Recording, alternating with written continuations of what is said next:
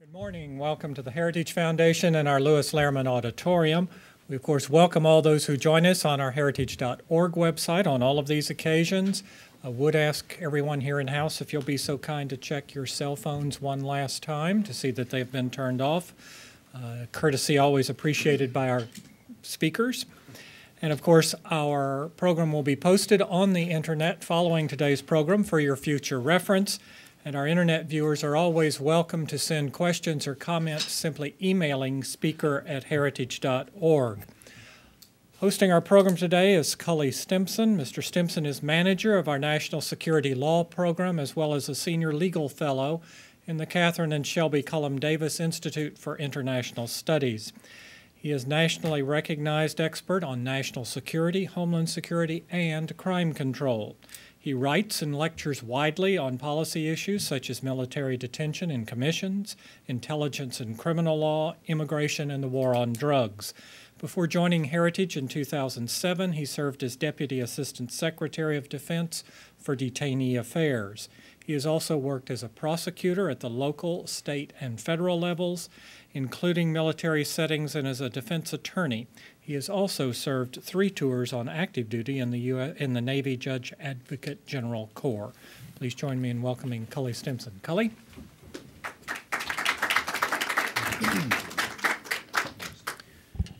Well, thank you very much, John, and welcome to Heritage. The names are, for better or worse, etched in our memories. Daniel Ellsberg and the Pentagon Papers. Naval Intelligence Support Center employee Samuel Morrison. New York Times reporter James Risen and CIA officer Jeffrey Sterling. Fox News reporter James Rosen. The Associated Press. Army Private First Class Bradley Chelsea Manning. Former CIA employee and Booz Allen contractor Edward Snowden. And, of course, WikiLeaks founder Julian Assange. Other names are less well known, such as Leibowitz, Kiriakou, and Hitzelberger.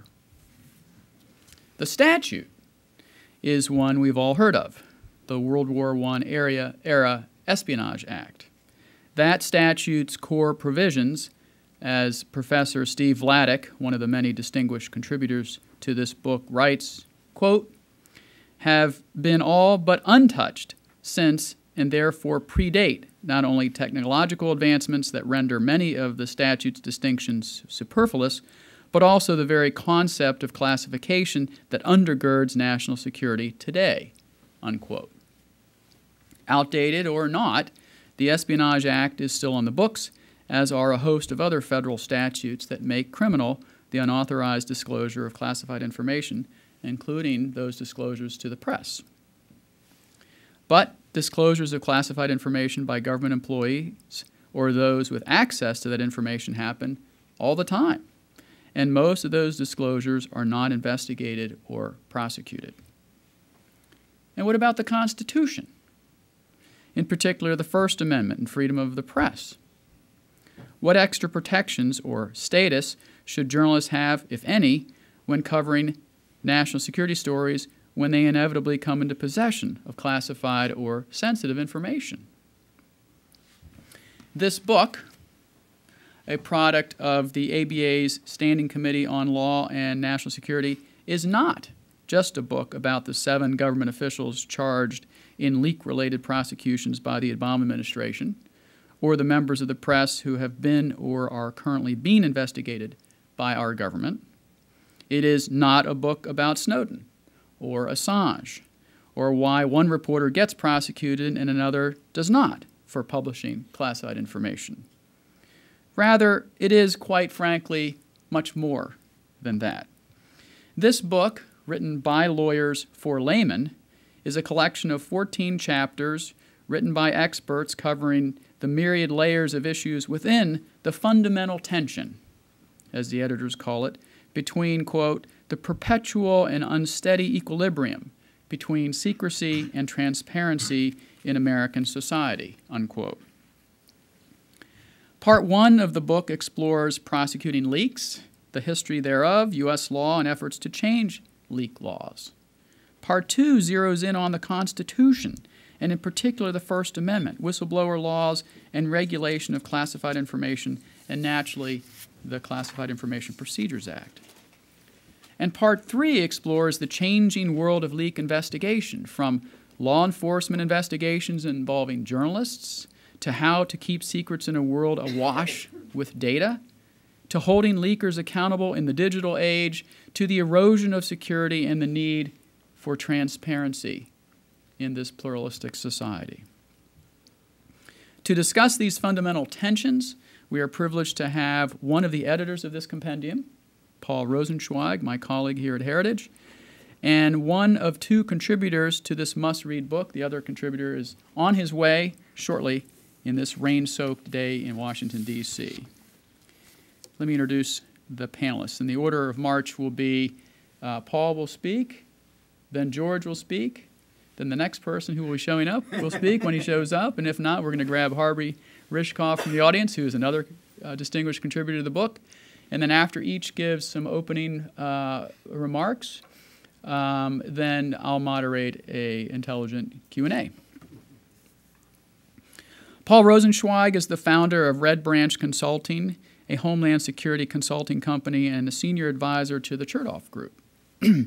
Paul formerly served as Deputy Assistant Secretary for Policy and twice as Acting Assistant Secretary for International Affairs in the Department of Homeland Security, where his responsibilities ranged from aviation security, border control, and visa policy to international data sharing, biological threats, and international relations. He is currently a distinguished visiting fellow at the Homeland Security Studies and Analysis Institute, a federally funded research and development center.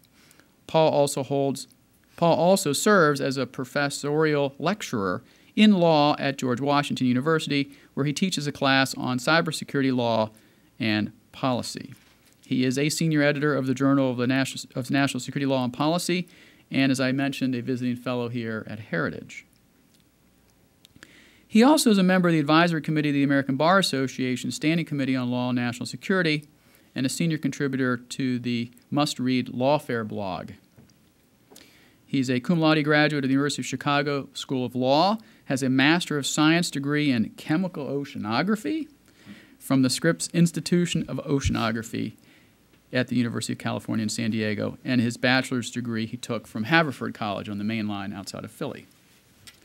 George Jameson is a lawyer and consultant whose firm, Jameson Consulting, advises on national security matters, operations, and governance. He is also chairman and president of the Council on Intelligence Issues, a nonprofit organization that educates the public about intelligence and national security issues and provides legal resources for intelligence officers who may need his assistance.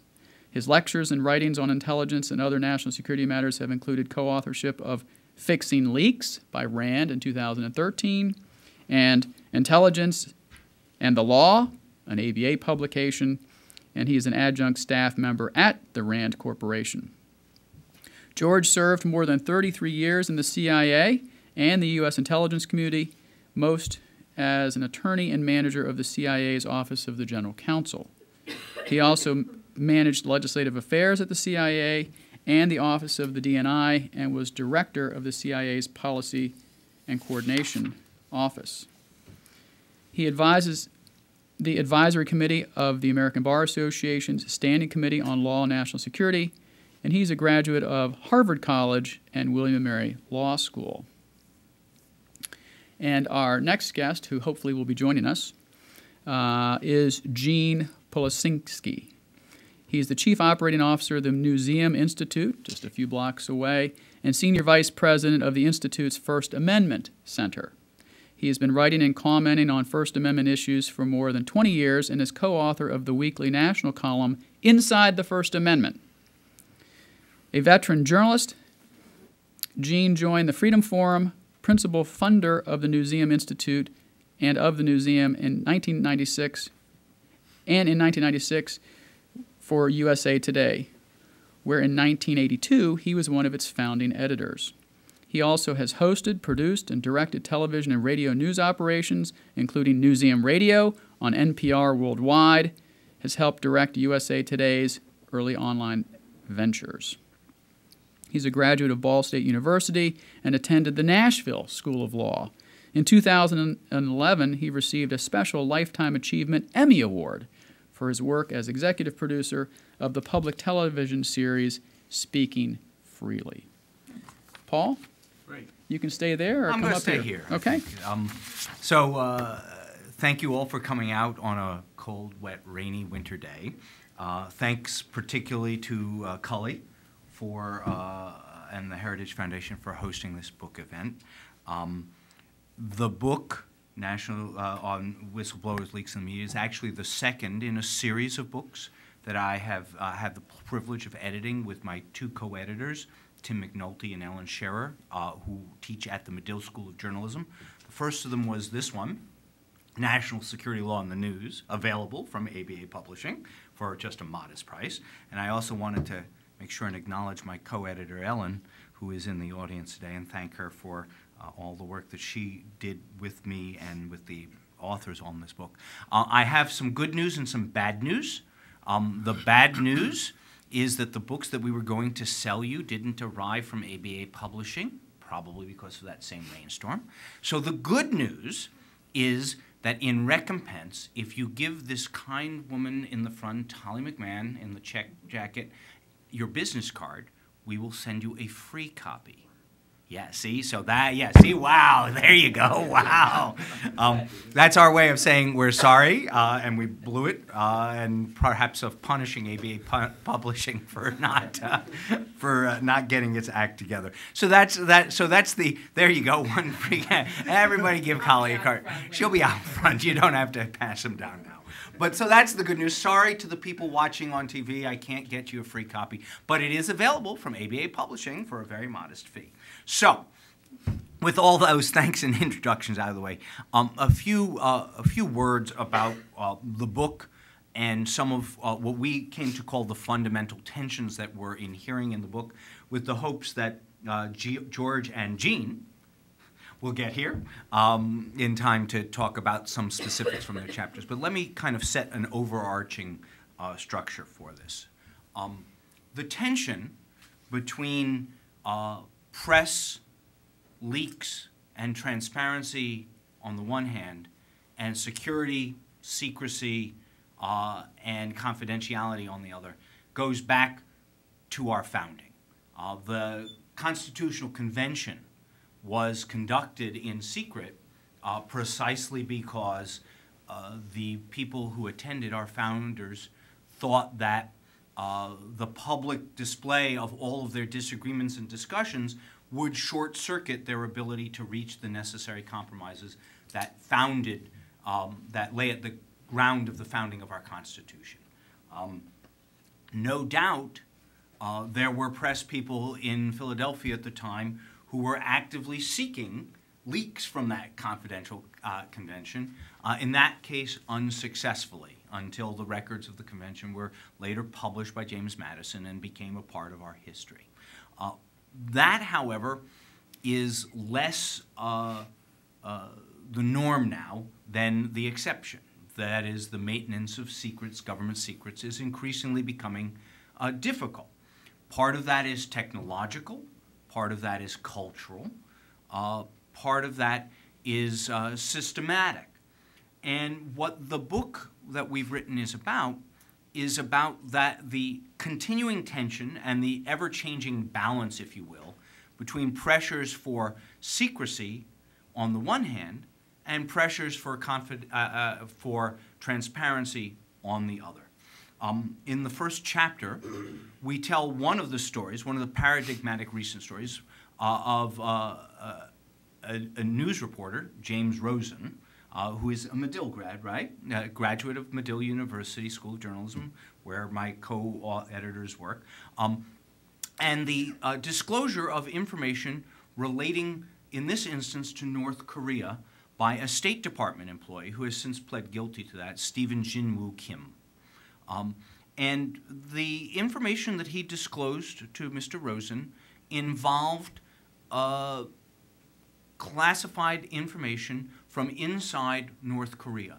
In particular, the information that, in anticipation of a potential Security Council resolution condemning North Korea for its activities, North Korea was planning its response, which was going to be to explode yet another nuclear weapon as a kind of figurative FU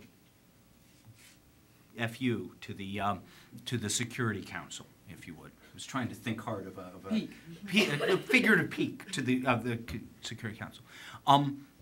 The news was very interesting, certainly of value to Mr. Rosen in his disclosure, but one of the consequences of it was that the source of that intelligence, and it's never been disclosed whether that was signals intelligence or human intelligence, has since gone dark.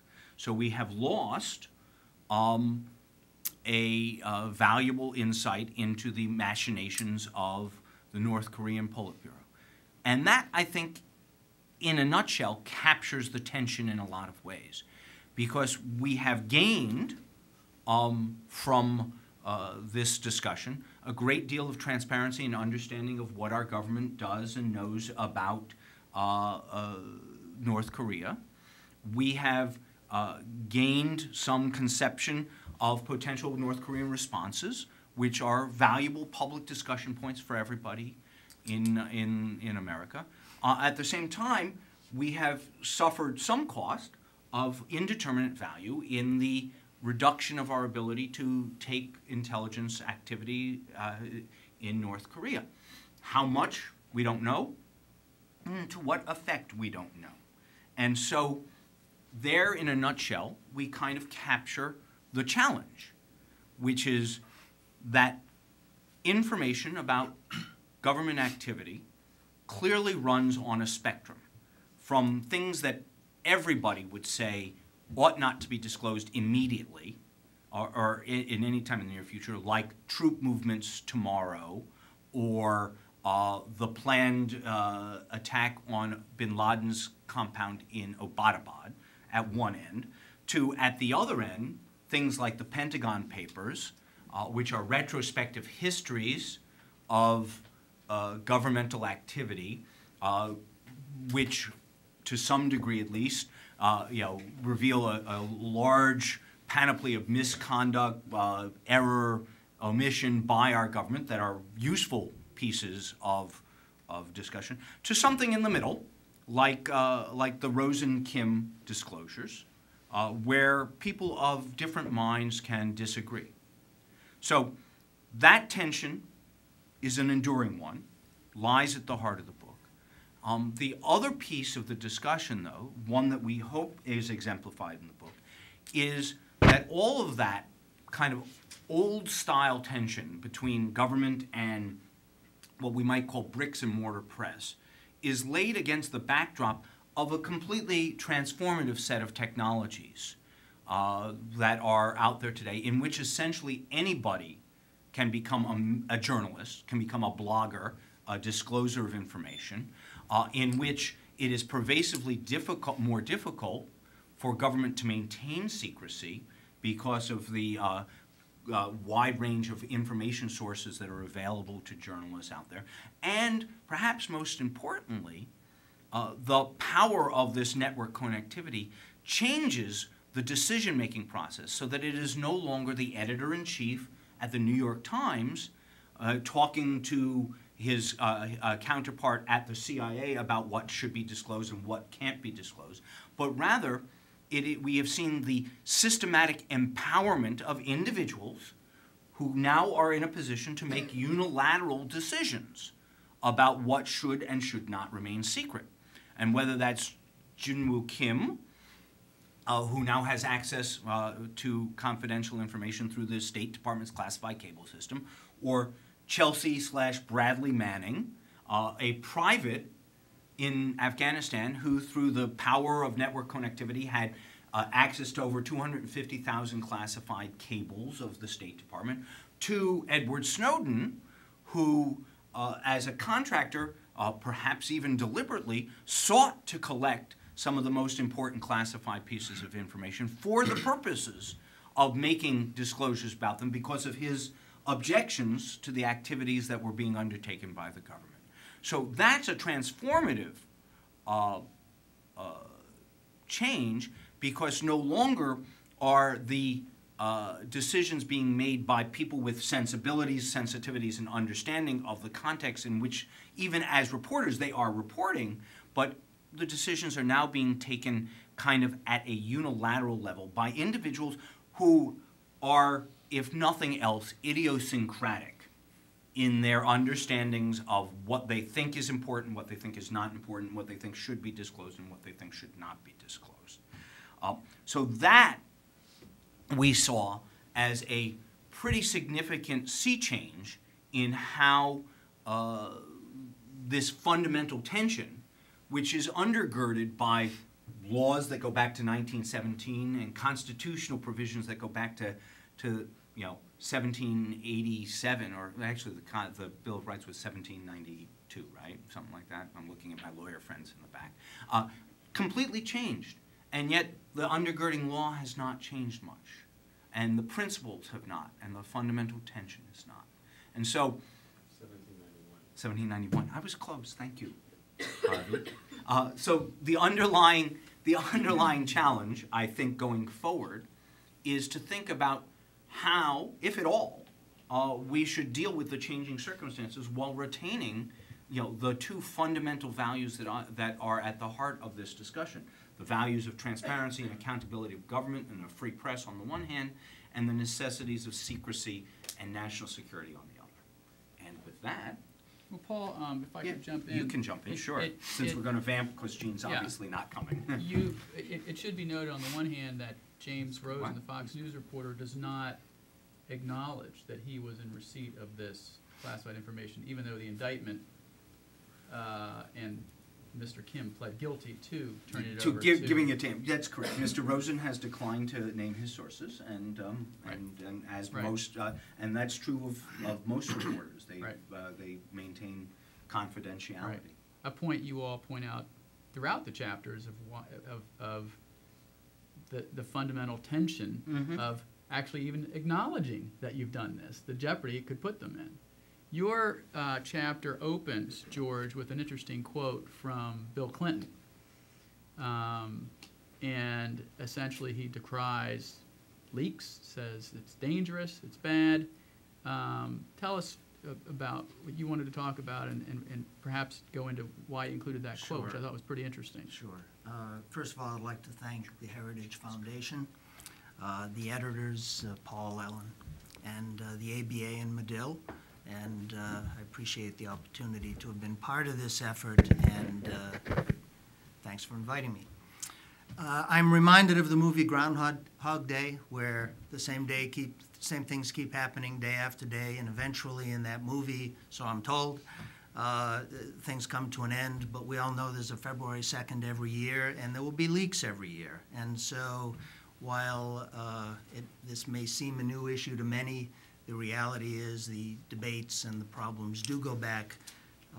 They're essentially part of our national DNA to have the tensions not only between the executive and legislative branches of government, but between the notion of national security and free speech and transparency interests. My chapter deals with how do you hold leakers accountable. I start with some basic premises which include that leakers of classified information violate agreements that they've made with the government, they violate a public trust, and they violate the law. I believe that espionage laws warrant reconsideration. Not all leakers are spies, and frankly, trying to go after leakers under the espionage laws, although other laws are available, using the espionage laws primarily, I think, tends to shift the debate in a way that isn't necessary or appropriate. And I believe that there is a need for new legislation, but I don't think legislation alone will solve the problem of leaks. Under the Constitution, those two interests of secrecy as envisioned, where Congress can keep proceedings secret if they decide, and free speech and the Bill of Rights, those more eloquently than I, Paul, has laid out what those tensions are. And the real question when we're talking about dealing with the leaks problem is how far can the U.S. go to stop leaks without overreaching. The view of many is that the government has secrets and it's the government's job to protect them. It's the press's job to reveal them and go at it. I think the real challenge here is how do you strike that balance in a way that doesn't result in chaos at one extreme or undue government intrusions at the other. Most of the discussion, a second point, most of the discussion that you see today, I think, talks about what the law should be and not necessarily what the law is. When the United States government prosecutors subpoena records or execute search warrants to try to find out who a leaker is, there are cries of undue government action, but in fact the rights of the press are not exactly as the press makes them out to be, as many in the media make them out to be. There are restrictions. I think the book does a great job in many of the chapters at addressing the restrictions that in fact are imposed. And that's something that needs to be dealt with. But if I were leaking information or publishing information, I would certainly want to maintain the confidentiality of my relationship with the press. The press certainly wants to maintain its confidential source relationship. And the question there is how far ought we go to protect the government's ability to identify somebody who's engaged in criminal activity? Did someone say leaks? You're in the right place, Gene. An additional point to keep in mind is that when information, classified information is published, it's not just going to a small group of people inside the Beltway or inside the United States, but it's going all over the world. And the information that the government seeks to protect is thus laid bare to its enemies. And so taking a simple solution to say, well, it's freedom of speech, somebody who's had access to classified information ought to be able to publish it is not that simple because, as Paul's indicated, actual harm can result. As an aside, I will say it is very important to draw a distinction. What you do with it is another matter. Very important to draw a distinction between leaks of classified information by those who have had authorized access to it and have violated the public trust on the one hand, and legitimate news gathering that gathers data that's out there in the public domain, puts information together and is able to determine secrets. That's a different part of the problem. It's a real problem. It's a serious problem, but I wouldn't lump that type of activity in the same category as theft of government secrets or enticing government employees to reveal their confidential information. The final point is, an additional point is that in all of this, what should not be lost is the very important need for a national debate on lots of issues. The public dialogue, the free flow of ideas is at the heart of our nation, the heart of our constitutional principles. Not that there aren't national security considerations that ought to be taken into account, but in attempting to find a remedy, there has to be a way to strike the balance between stopping the free flow of ideas, which would be unfortunate, but at the same time stopping something like the release of the name of a confidential source who's in a foreign country doing government's work, where there's no good reason to reveal the name of that source. And you can't always know how to draw that line. It's not always clear that classified information, in fact, would be damaging or would reveal or harm a source, which brings me to my concern that there are many in the public and in the press who believe that they're competent to make those decisions. And I disagree with that notion. I don't think that the press ought to be given a pass just because it decides it can balance, in its opinion, it can balance what's damaging and what isn't. And frankly, I think that's a bit of arrogance on the part of the press to be to think it can make those calls on its own. So I believe that there's a need for a national discussion and debate to include all parties, to include the press, to include the government, Congress, academics, lawyers, others, policymakers, to talk about the framework that we have today for identifying, holding leakers accountable, consider the nature of the offense. Should the penalties only be criminal? I don't think so. I think that there are civil remedies that would be appropriate under the right circumstances. I think that, for example, for consideration, in the same way that the press can be held liable for defamation if they act in gross or reckless disregard of whether something is true, private citizen can sue the press. Government officials can sue the press.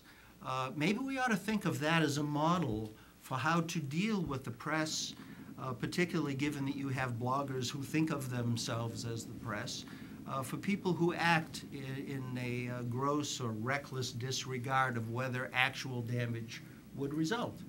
Now, the government loves to say, trust us, there's damage, but under those sorts of circumstances, it seems to me there ought to be an element of proof involved.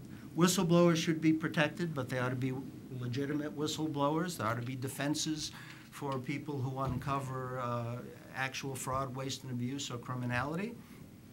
And people should be punished for stifling legitimate whistleblowers, but not so legitimate whistleblowers ought to be dealt with as well. The channels ought to be within, they ought to be regulated. They ought not to be straight to the public just because you're a whistleblower. So that's the essence of my chapter. I think that there is no single solution. I think there are possibilities of many solutions. But getting back to the Clinton quote, that statement that the president made when he vetoed a leaks provision that had worked its way right through Congress, sailed through, but at the last minute the president vetoed it, despite the fact that the Director of Central Intelligence, the Attorney General, the Director of the FBI had all supported the legislation, recognizes it's a very difficult problem.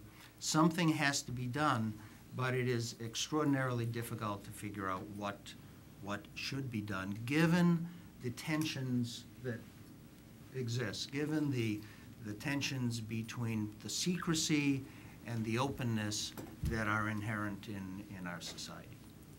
Thank you, George. Gene, thanks for making it across town here during this nasty weather. We've heard from Paul, who sort of framed the issue, talked about the fundamental tension, the structure of the book, the fact that these tensions have existed from our founding. You heard a good bit of George's analysis. The quote, not to leave people sitting on the edge of their seat, from Bill Clinton, which is the beginning of George's chapter on page 207 of the book, is, quote, "I agree that unauthorized disclosures can be extraordinarily harmful to the United States national interests and that far too many such disclosures occur. Unauthorized disclosures damage our intelligence relationships abroad, compromise intelligence gathering, jeopardize lives, and increase the threat of terrorism. To the extent that existing sanctions have proven insufficient to address and deter unauthorized disclosures, they should be strengthened. What is in dispute is not the gravity of the problem, but the best way to respond to it." You wrote Chapter 5. Welcome. Thank you. I apologize to my colleagues on the panel and to you for my late arrival. Initially, I hoped to be just a few minutes behind. We had what's the proper phrase, a gaggle of federal judges, if they gather in those kinds of groups. Then I managed to get out and take a tumble, and so I had to, so again, I apologize. I think in 45 years of my public life, I've never been this late to a session, and I apologize to all of you. It is an extraordinary opportunity to be a part of this book and to write about this inherent tension that you've mentioned, that to talk about this issue, which is among the maybe the most contentious kind of circumstance facing the country today, I think, in very real way. You know, there's that old joke, you're not paranoid if they really are after you, and there really are people after us. And so I think, while I don't know that it's ever been an academic debate of this tension between the free press and the national security concerns, certainly it's moved to a new dimension. We've heard just a touch, and I suspect, Paul, I know a little of what you might have summarized in terms of the new media, if you had got into that. So we've raised the circumstances and the conditions and the stakes to some degree. You know, it used to be fairly easy, as may have been mentioned before, troop movements, ship sailings, specific locations. That was fairly easily identifiable as stuff that no one would report. Or if they did, there was a clear intent and violation and desire to do harm in one fashion or another. With the exception of Geraldo drawing lines in the sand. I'm not sure he really knew what he was doing there, but we'll put Geraldo so often, I do, off to the side. So if you look back at this history, and my part of the book, the chapter for me, was a lot of sort of tracing things through, from the first leaks, prosecution, if you will, I think it was 1848, a reporter for the New York Herald. I'm hoping I'm getting that right, since there may be copies of the book about. But that was really the Senate rules on disclosure of something about the treaty with Mexico and a leak. But then you move forward and you get into, of course, the Espionage Act and other things. And what's really interesting in the framing of the atmospherics here is that no journalist has yet been, as I say, yet is not never, been prosecuted under the Espionage Act. And as you've heard me occasionally, I want to quote my kindergarten teacher, Miss Francis, when I asked a particularly complex question of her, like where are the blocks or something, or why am I doing this? She would say, because. And that's really the summary from the legal side of why journalists haven't been prosecuted. There's really only the answer, well, because they haven't been. And if you read the statute, if you read the act, you read the law, mere possession. We've, in journalism, relied on certain protections that I think are still desirable and still in place. If news came over the transom, one could receive that without being what's the common phrase in the federal area these days? A co-conspirator. I'm being a bit facetious there. And then you really had, I think, in litigation and APAC trials and things that may have been mentioned already, this further delineation within the Espionage Act of an intent to harm the United States. Now, I believe, was it Mr. Morrison tried that in the 80s and tried a defense for the public good, and that didn't go. So sort of this concept of not wishing harm is a defense, but it is not an absolute one, and this idea that I'm just acting in the public good isn't going to carry the day for the press either if there's a serious desire to prosecute. But I will take issue mildly with my immediate colleague in two ways. It isn't an arrogance nor a presumption of expertise of journalists looking at this issue.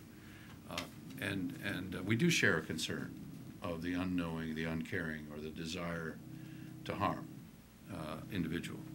But if you look at even the most broad contemporary examples of leaks, they have come through a filter that operates, and I've heard members of the intelligence community tell me, ironically, somewhat like the intelligence community in terms of a filtering, in terms of an assessment, in terms of verification. And I can't name a single, and I know I get challenged occasionally from people who say they can't talk about it, but I can't name a single death attributable to a leak in the American press throughout our history, which is rather remarkable. Now, we're talking about direct and proximate cause. But even if you think about the span of time and the number of potential issues and the information that's been leaked, available, whatever, I mean, that's a rather extraordinary record that should not be dismissed simply by the idea that you have a bunch of sort of untrained yahoos desirous of a scoop. We all deal with the stereotypes. I mean, there's a stereotypical image, not that prevalent in the press, but it's out there in the public maybe of the federal official or the state, the official who has a secret to keep. And then there's, of course, the stereotypical example of the headline-hungry press. I think that we should note that throughout our nation's history, if you look at the examples and you fairly judge the so-called leaks or prominent disclosures of information that at one time or another was classified, you come up with very few examples that I would say meet this sort of test of endangering the country. Now, one that didn't happen, that would have been disastrous, I suspect, we can all agree on, was release of the information that was at the Purple Code, I think the Japanese code, that Colonel McCormick had knowledge of and actually hinted at in a story and then didn't publish. There are those moments. But if you look at particularly in the Washington area, and I won't call it the media, I will call it a variety of journalists from all manner of organizations who are reporting on national security issues. They offer something, a level of expertise, also a level of continuity. And while I have very deep admiration for the people who in our government perform this very dangerous, and I'll conclude with this if we're going to move on to things, who perform this incredibly difficult task of protecting our country and really deciding what should be kept secret and what should not. And I know they're motivated by the public interest. That if you really look at disclosures over time, the public has been helped. The country has been helped. Now, will that always carry forward? No. But I would ask that you go back through the record and say there's a level of expertise. There has been a level of, at times in administrations perhaps long ago, deception. There are political motivations. So, the prosecution of reporters today, some of those are being directly attributed to a desire of this administration to look tough on journalists initially. Now we see a backtrack. We see what I think by all estimations is a gross violation of the Associated Press right to confidential, to the information that they gather, an intrusion on their right to keep their sources and their methods to some degree confidential by a Justice Department that chose to ignore rules in place from the post-Watergate years on.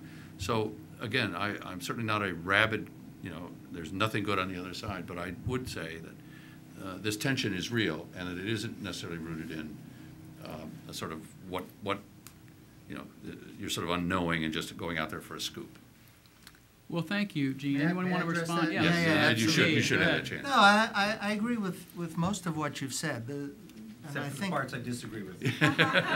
I think the difficulty is that I don't necessarily equate in the same way that the press does the governmental obligations to protect the nation and to keep secrets with the press's approach, and this is kind of what I was thinking of when I referred to arrogance, that says, we kind of care about that, but we're going to do what we want to do. And coming at it from a lawyer's perspective, we have rules. The rules say that the disclosure of certain types of information are crimes. And for the press or anyone, there's a tendency, as an aside, let me say there's a tendency to speak only about the press, but the First Amendment covers freedom of speech and freedom of the press, so it's both. And so when you're talking about that sort of speech, what you're talking about is not just protecting a confidential source in the way that the CIA would protect a source who's in a foreign country gathering information. You're protecting the identity of someone who's committed a crime. And so for someone to argue that, well, there's comparability and the damage wasn't that great and nobody's lost their lives because of leaks, I think is a misdirection. Not an intentional misdirection, but it gets off the main point, which is the violation of the national secret, the disclosure of national secrets is criminal, and that the government, in attempting to identify the leaker, isn't prosecuting the press, it's investigating as best as it can, and I think that is perfectly within the government's jurisdiction and constitutional and prosecutorial authorities. Are there some times when there's too much information classified? Absolutely. Is it possible that on occasion there's a government overreach? Absolutely. And that's what makes all of this so difficult. I'm just saying that I wouldn't put the two activities on an equal plane when it comes to determining what national secrets should be made public and which should not. I lean towards the government saying we have a little bit more of a right to protect that information, and that anyone who purports to violate their obligations or to cross other certain lines, and I think that's the more difficult aspect, that somebody who has not had the authorized access to information who publishes it is in a little bit different category. And the question is, how do you deal with that in a way that appropriately respects the rights? And so that's the sort of national debate that I would call for, where a jury of peers can often, if not usually, make a call on whether somebody ought to be sent to jail for doing the wrong thing. And maybe this is an area where we need to give jurors a little bit more credit and let there be jury nullification if they think somebody should not be prosecuted and sent to jail for revealing good things. Gene, Paul? Well, I would just say that actually I think the dispute or the discussion between Gene and George captures what I think is the single critical question. Who decides? Who judges? And you can't do that on an ad hoc basis. You have to have a kind of rule of decision about that. If you are one who distrusts government and thinks that transparency is an important value for checking governmental mismanagement, which is a strong train of thought in our founding, right? You can see it today in a number of members of the Republican and Democratic parties. Then you tend to think that the judgment should be outside of government, and you tend to like the idea of a free press. On the other hand, one of the factors that went behind the creation of the government constitution is to provide for the common defense, right up there in the preamble. And that was, as Hamilton said in the Federalist Papers, the idea that we needed to have energy in the executive, effective action. And if you think that that's a problem, and that the bigger threats are outside government, say from overseas, the terrorists, whatever, the French and the British at the time, then you tend to make the other judgment, and you tend to think that government should be the decider. That's not something that we can resolve. It really depends a lot on what your own experiences in history have been, and personal predilections, and drives you that way. Let me sort of approach this by a blend of earlier and more recent remarks. I'm glad you mentioned the preamble. And while a common defense does precede the First Amendment in order, I guess, there's a preamble, which was the sentiment that the public needed protection against the government. I mean, if you look at the fundamental principles, that there was a desire not to protect the government against these intrusive, annoying gadflies, but really, how may the public be best protected from an authoritative regime? There's that sort of classic debate over the Constitution.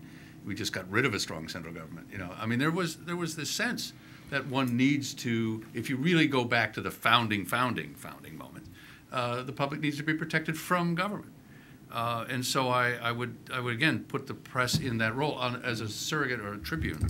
One of my favorite descriptions of the press is a tribune who spoke in the Senate, the only Roman senator who was there to speak on behalf of the populace. And so a great newspaper name.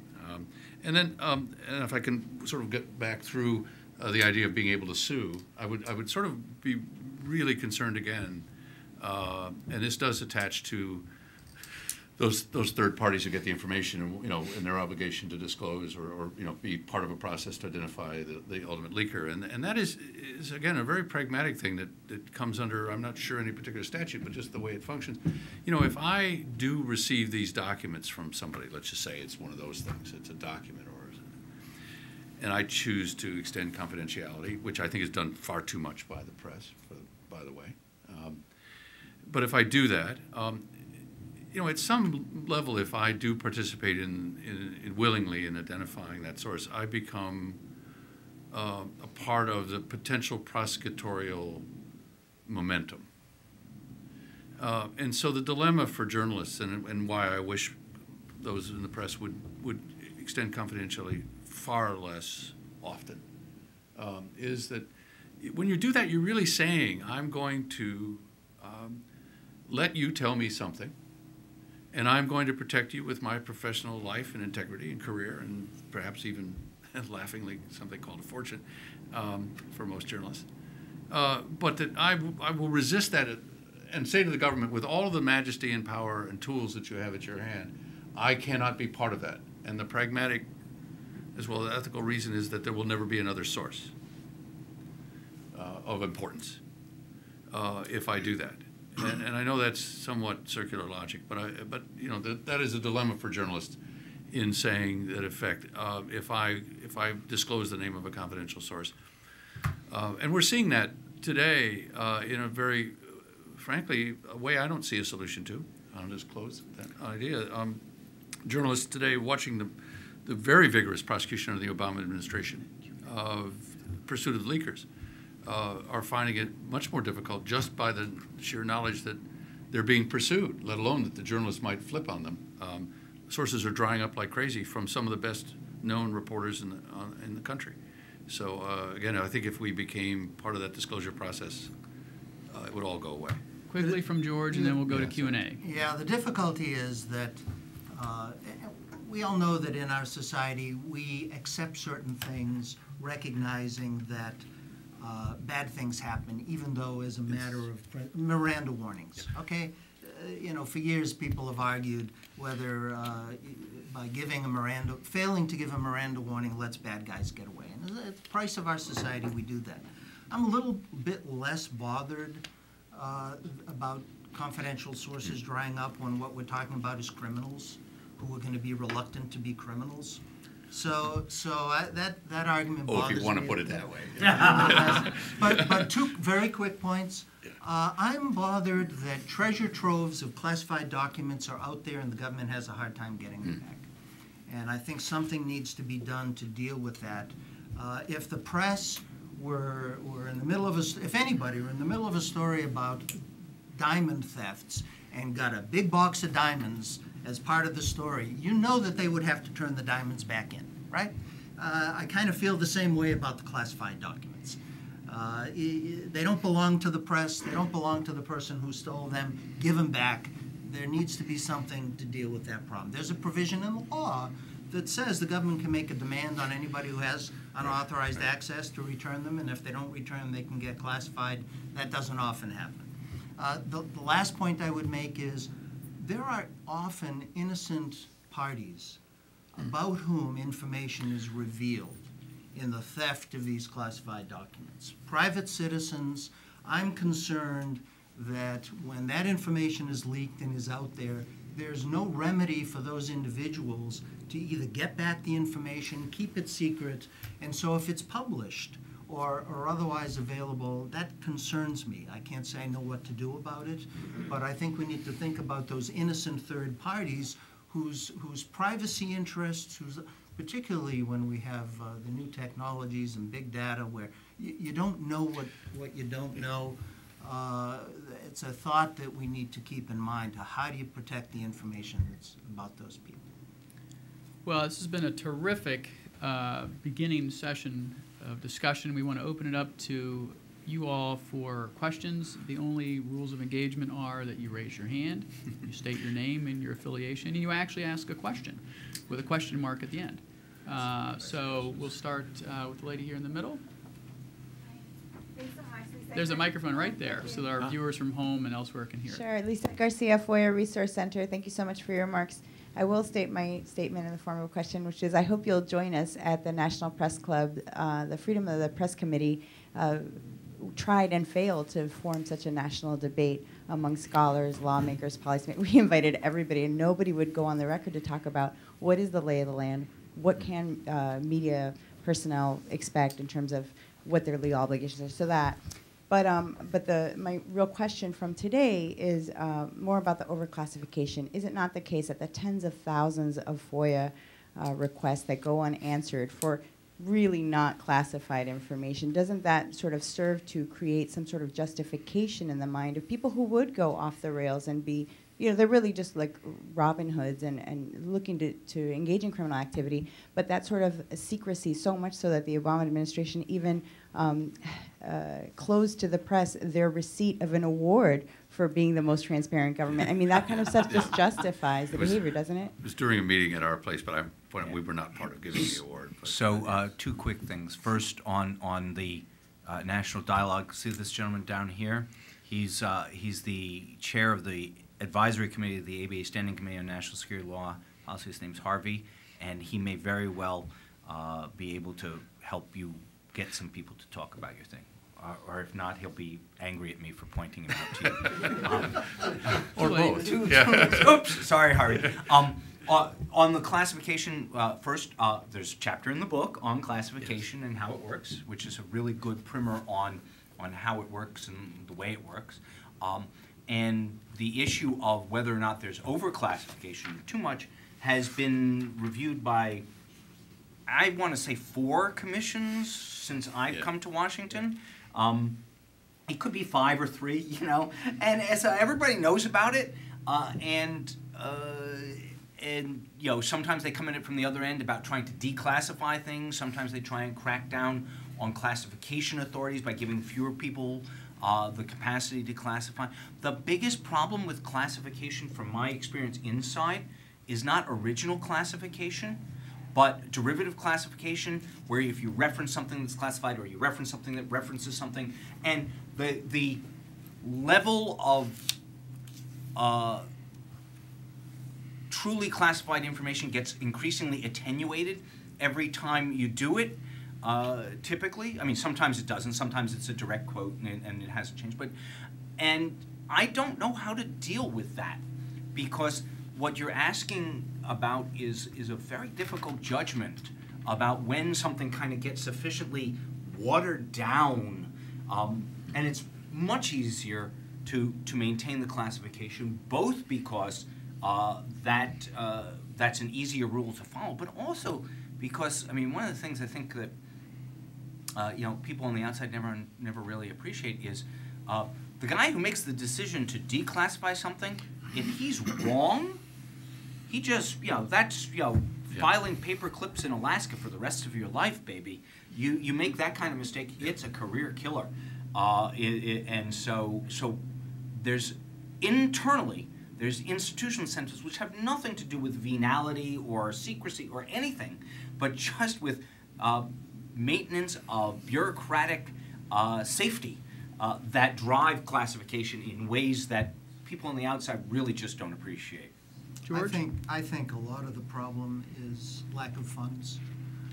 It's not entirely the problem, but certainly from what I've seen across the intelligence community, the people who are the experts are busy collecting information, analyzing information, and while they're doing that, they then get an FOIA request, and are they going to put aside collection on Al-Qaeda to review documents? I mean, there's just a practical problem. Yeah. That doesn't, I'm not trying to excuse overclassification to begin with. It happens.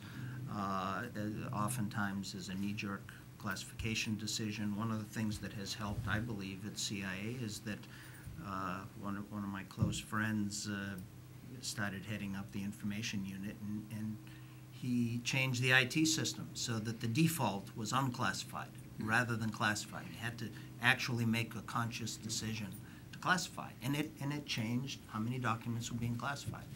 But when Congress appropriates less and less, and you need pretty much retirees to come in and go off to the corner somewhere and review documents, it is a practical problem trying to meet the deadlines, to review the information, and get the attention of the experts to make the declassification decisions. Next question, Harvey. Sure. Just wait for the microphone, please. Sure. Thank you. Well, first let me thank Heritage for doing this.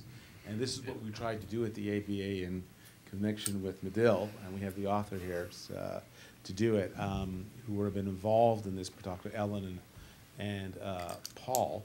Because we're trying, yes, and Tim, because we wanted to engender this debate because we think it's so important. So I particularly want to thank Cully for doing this, and for Jean. We just were at the museum yesterday in order to having a similar type of panel that we hope this book will generate the debate that with public discussion. So happy to be with you. My question for the panel, though, is, and for Cully too, is that part of the underground foundation of the book as we were doing it was the digital revolution. And the ABA, we held at our committee a symposium a few years ago with the Director of National Intelligence, National Counterintelligence Executive, a book that we called No More Secrets. It's increasingly harder in this age to keep secrets, both public and private. So I'm kind of curious as to how the panelists approach this issue, and if you could have your wish list, what would you want in a new piece of legislation that you think is the most significant in order to protect your interests that are represented on the panel? This may sound rather strange coming from the position I was put in as a contributor, but you know, I am, and I think most journalists are very concerned, share a concern, let's put it that way, over the increased availability and access and aggregation of information. I was mentioning the other day, you know, one of the still stunning things to me, if you look at the big data dumps, is that the breadth of disclosure by individuals who are not high-ranking, not policymakers, but really, I don't know if it's fair to say by accident or just the nature of the beast, the way this access system grew, had almost unlimited access to incredible amounts of information that could be easily transported. You know, we're not talking about a wagon train of paper coming out of, you know, a secret location. We're talking about little tiny thumb drives that carry an immense amount of information. You know, again, I think if moving off of the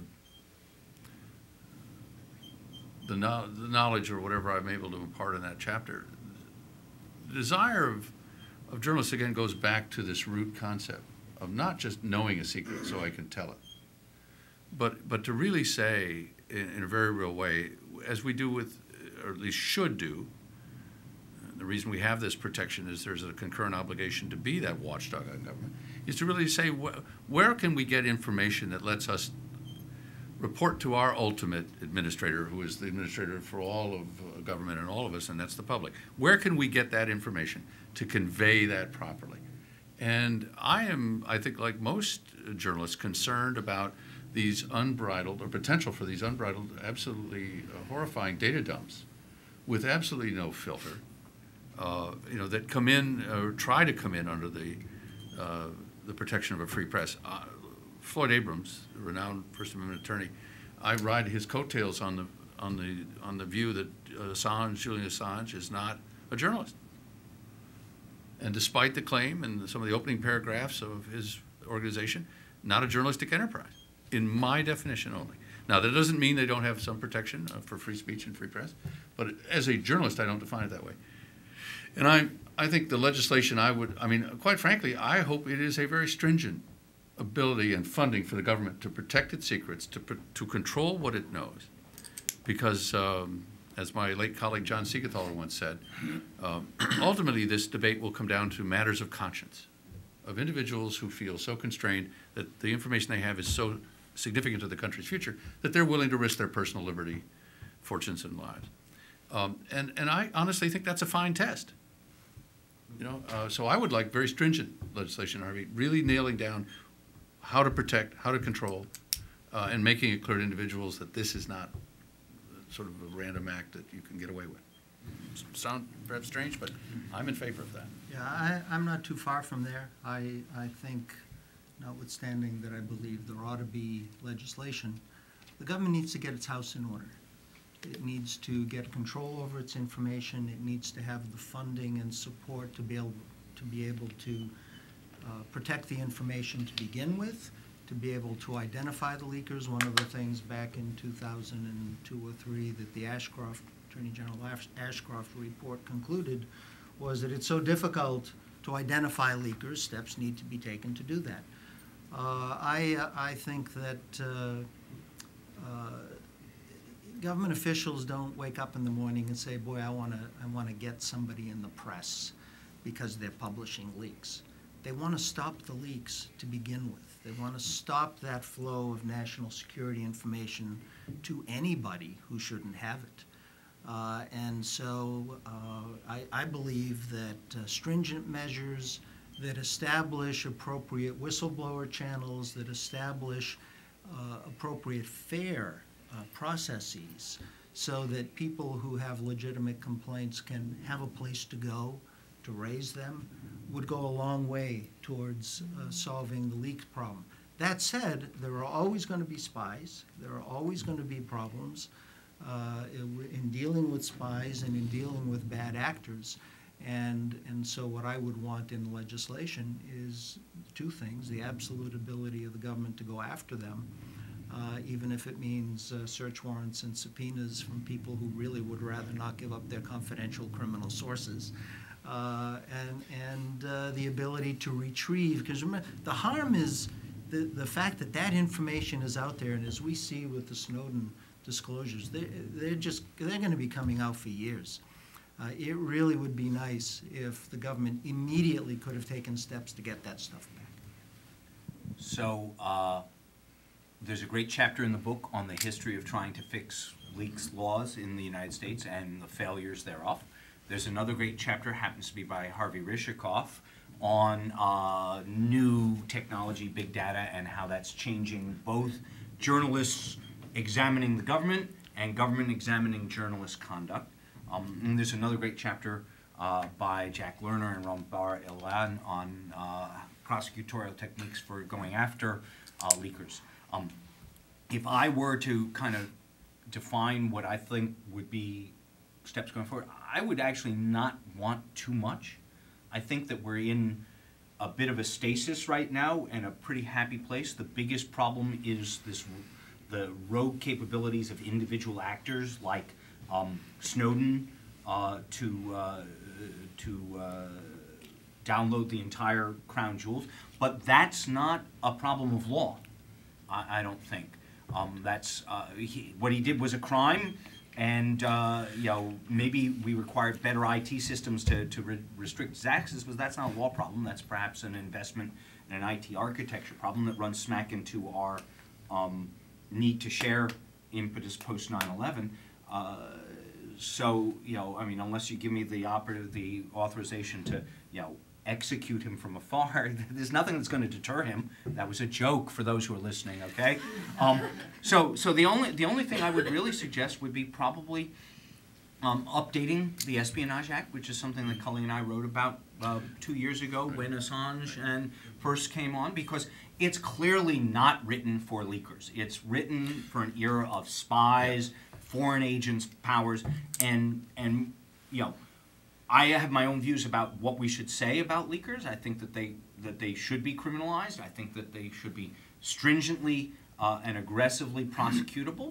I think we should invest a lot of resources in that. But I mean, at the same time, I think the grand bargain would be to make it clear that recipients of classified information in the press, so long as they did not take an active role in securing the information, get a pass. That would be the freedom of the press kind of piece that I would think would be a nice balance, with the understanding, as George said, that their actions are examinable for helping to identify the leaker. That would be a happy medium place for me. Only place I would twitch is a little bit on get a pass. Okay. Because I would say I would say that by law they're simply protected. The get a pass has this aspect of criminality to it. No. No, under the law, you would like them to be protected under the law. Yeah. Well, but again, it's a cell phone case from some years ago. But right now there is a third-party protection for information that would be illegal for a person to obtain, but not for the person to whom it's transmitted. So, and again, it's a bit of a knee-jerk reaction for me, but there is actually a legal protection for that.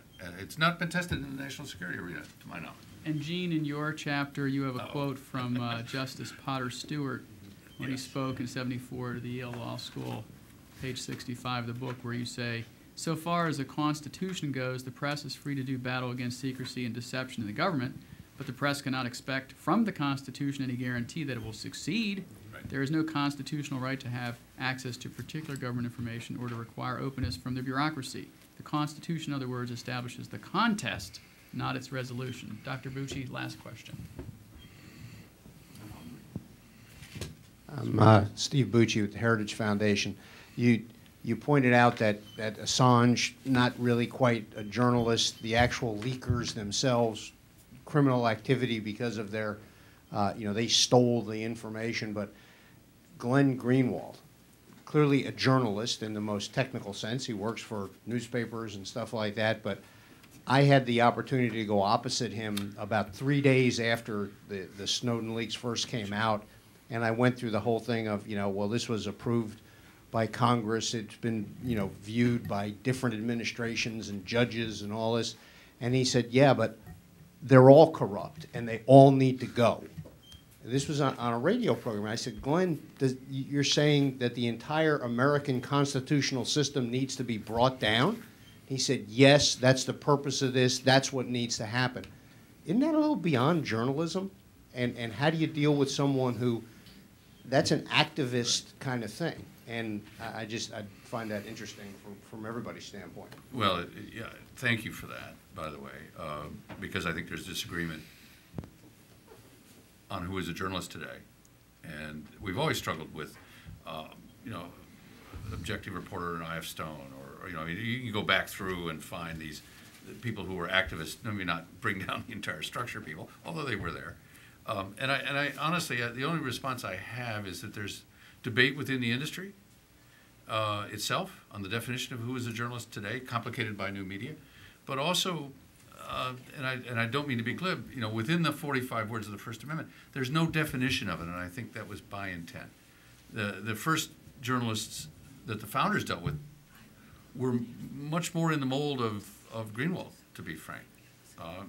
The journals of opinion, the era, the incredibly malevolent commentary.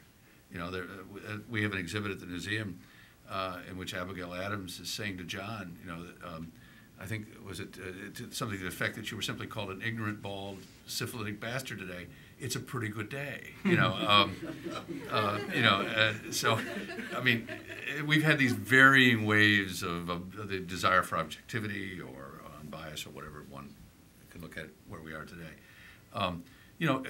Dropping back to my First Amendment mantle rather than journalist mantle, I think that the founders provided this protection for this incredibly varied spectrum. Again, because of an abiding, not necessarily even supporting the press, but an abiding concern over the incredible power of government as they saw it. Because in those days you were licensed, you were controlled, and you didn't just get sued or penalized, you got jailed or killed. And so, we work out of that definition. I think we're struggling today with this definition, not only the technology of it, but the definition of journalism, journalist. What do we expect from our mainstream organizations? What do we expect from people who are by intent or pragmatic circumstances outside? We also dealing with this thing. We have a journalist in Rio working for a British newspaper, getting disclosures of something about the American government, and we have people in Hong Kong and Russia. So we're also having a global nature here that gets into this definition of who is a journalist and how do they operate. And quite frankly, I think that's very much still at play. And we actually hope to explore it. Maybe we can all work together on that project. Who is a journalist today and what is journalism? I would add just one, and I guess maybe... And any concluding comments? No, just the final thought. The difference or the change is really in capability. There's no doubt at all that at the time of our founding, opinion journalism of whatever form was rampant and was as vituperative as Glenn Greenwald is now. The difference was that back then, it was just opinion. And opinions are neither true nor false, they're just opinions. And they are persuade or not based upon their persuasive ability, not based upon the effect of what they disclose on other activities. Now, the capabilities are different. Glenn Greenwald is not just an opinion journalist, but he is actually an effective actor, effective if, with a small e, actor in changing capabilities by disclosing sources and methods, by revealing activities. It's a destructive capability rather than a constructive one, but it's a capability that was really, in a systematic way, absent at the time of the founding for mere opinion people, in a way that is, he could not have gotten, if he'd been in Philadelphia, he might have thought it was corrupt, right? But he couldn't have gotten inside, gotten one of his agents to pose as a contractor to go inside the Constitutional Convention, take notes, and bring them out so that he could publish them. That's the change in capability. George, any final comments? I guess the only thing I would say is that unlike the early days when the vituperative comments were about personality and things like that, what we're talking about today is the disclosure of secrets, of information, and I would say I'm really only talking mostly about information that unquestionably would damage national security if disclosed. And I am troubled that there would be a continuing debate about the absolute right of anybody to publish and get away with publication of such information. As Harry Truman said, basically leaking that information, leaking military secrets may not be treason, but its appearance in the public like that and its availability is every bit as damaging. And I think we need to keep that in mind. Well, if I may just offer two quick things. I read his chapter, which is absolutely great, but Truman goes on to say the government did as much harm to itself by what it inadvertently released as any other disclosures. Yeah, two wrongs don't make a right. Okay, all right, there we go. But let me just say that, I think your observations on our, the circumstances in the early days were personality. XYZ affair, which was viewed by some as damaging as any leaks today. And also that maybe the best lesson we ever had as a young nation was 7 years after the First Amendment, we did the Sedition Act, and we jailed editors for the kinds of irritating disclosures about policy and information. And within a few years, we allowed it to expire after having about 12.5 editors in jail, many of whom actually ran for public office from the cell and were elected. Maybe that's a new way to do it. But we learned very, very early on the dangers of government having that restrictive power of such degree. And in the XYZ affair, frankly, was deemed a threat to national security. So the lesson, either way, be careful what you wish for. There we go. Please join me in thanking our panelists. Enjoyed it.